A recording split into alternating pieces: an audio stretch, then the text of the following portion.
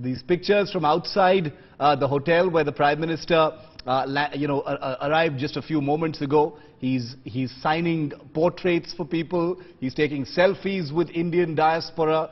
There are people singing songs for him. He's meeting with children, with families. Vishal Monga is live with me from outside that hotel. Vishal, coming to you very quickly for an update. Is the Prime Minister still outside, or has he gone back into the hotel? No, indeed, he's gone into the hotel and people have left. There's no people, there's no Indian diaspora standing outside. What I can tell you is that everyone has left for the day and the Prime Minister is on inside. The Foreign Secretary is holding a press briefing just a few minutes from now in the same hotel, and the important announcement would be made. But what's more important is the preparation for tomorrow. Tomorrow morning would be a big day in Sydney for Indian diaspora. A lot of people have gathered here from various cities of Australia, from Tasmania, from Adelaide, from Perth. People have flown over. There was a chartered flight that came from Melbourne, full of people to Sydney to welcome Prime Minister Narendra Modi, and in a big stadium like Sydney Olympic Stadium, where it has a huge capacity. More than 20,000 people are expected. And what we were talking to the venue organizers, they say that right now, till now, people have been asking for tickets, which means that there's a huge fan following of Prime Minister Modi here in Australia. Australian Indian diaspora is a very big Indian diaspora, and being the priority for Australian government is taking this tour very seriously because they see that India could replace China for the trade between Australia and India. There was a lot of exports happening with China, where the Chinese have really bullied the Australian government, and then the Australian government had taken a very strategical decision to partner with Australia. Earlier it was under Scott Morrison, the Liberal government. Now the Labour government is also really following the footsteps of the Liberal government, and they see India as a very important strategic partner.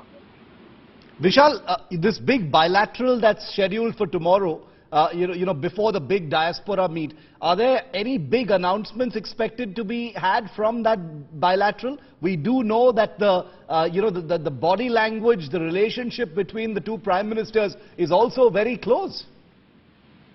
Yes, indeed. What I'll tell you that earlier it was Quad, but the Quad could not happen because of Joe Biden really not to Australia. But indeed, this is very important, a milestone for the relationship between Australia and India.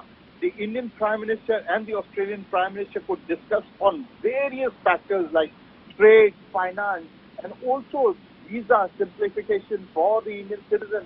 There is a huge talk that there could be visa granted for Indian citizens at par with the European community. There's a lot of talk that is going among the Indian community. Although the safety of Hindu temple is also one of the important issues, where a lot of the Hindu community leaders have written to the Prime Minister to wake up this issue with the Australian Prime Minister.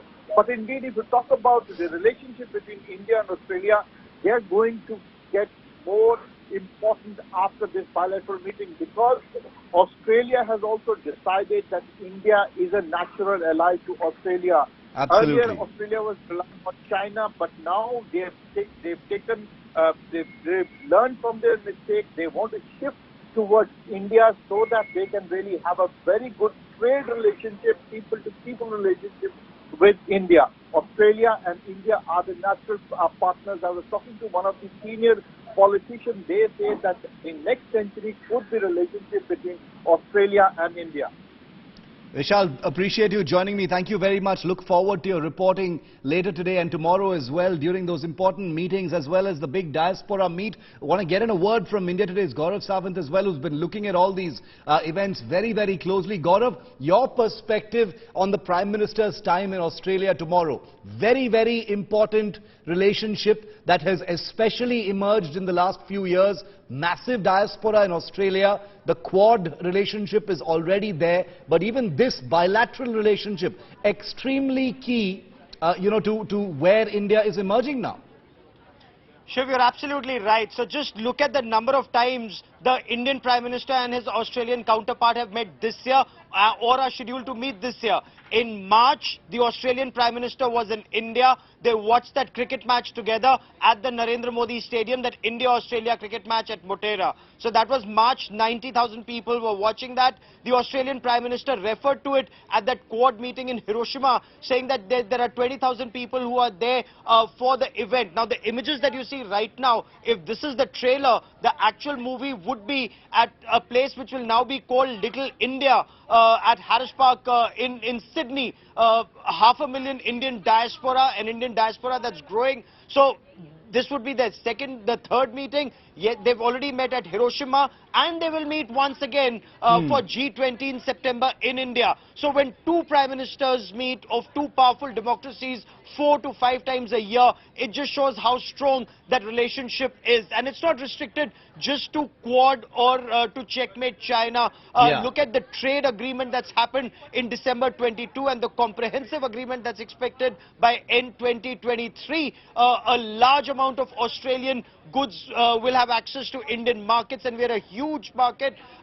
Then education and tourism is one area where Australia is very keen that India plays, and Indian tourists and students play a much bigger role. So this is a comprehensive relationship between two countries. Again, you'd recall what the American President Joe Biden said about the Prime Minister's role in the Indo-Pacific region, that you are a very influential man in the Indo-Pacific. You've seen the respect the Prime Minister got at Papua New Guinea, and the awards he got from various countries of the Indo-Pacific. So that just shows that India has a much bigger role to play in this region. In fact, these 4 democracies, India, Australia, Japan and the United States of America, in a huge way to checkmate an expansionist China, Shiv. Very, very interesting. And that China angle is all important.